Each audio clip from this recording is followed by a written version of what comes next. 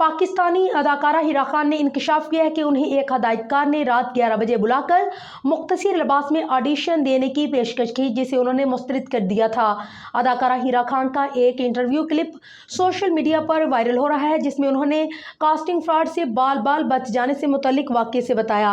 अदाकारा हिरा खान ने बताया है कि मैं एक ड्रामे की शूटिंग में मसरूफ़ थी। इस दौरान एक अदाकारा ने बताया कि एक हदायतकार को कास्ट के लिए एक लड़की की ज़रूरत है, अगर मैं चाहूँ तो उनसे रब्ता कर लूँ। जिसके बाद मैंने अदाकारा से उस हदायतकार का नंबर ले लिया और फिर इस हदायतकार को घर जाकर मैसेज कर दिया।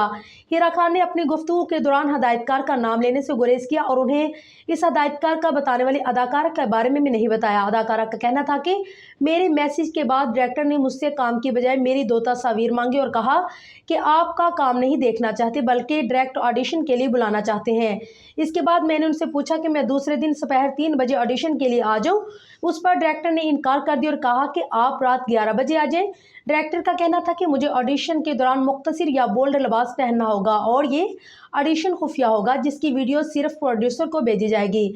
मैंने इनकार करते हुए कहा कि मैं ऑन स्क्रीन मुख्तसर लिबास नहीं पहनती, तो उन्होंने मुझे कहा कि इसकी फिक्र मत करें, इसकी वीडियो कहीं भी नहीं भेजी जाएगी, जिस पर मैंने उनका फ़ोन बंद कर दिया। अदाकारा के मुताबिक उसके बाद मैंने इंडस्ट्री के दूसरे डायरेक्टर्स को फ़ोन किया और उन्हें सारी सूरत हाल बताई, तो उन्होंने मुझे बताया कि ऑडिशन ऐसे नहीं लिए जाते, ना ही ये डायरेक्टर है आपको धोखा दे रहा है।